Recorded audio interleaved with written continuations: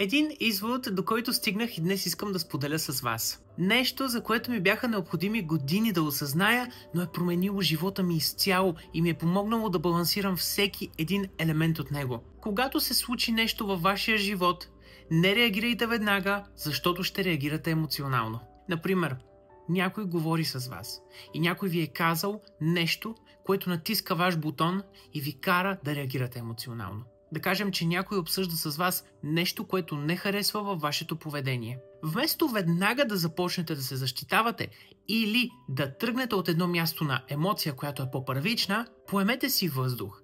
Дайте си 5 минути, изчакайте адреналина да спадне и след това се върнете, за да обсъдите този казус. Давайки си възможност да филтрирате емоциите си, започвате да комуникирате и да разговаряте много по-зряло от едно много по-чисто и искрено място. Това ще спаси много важни неща във вашия живот.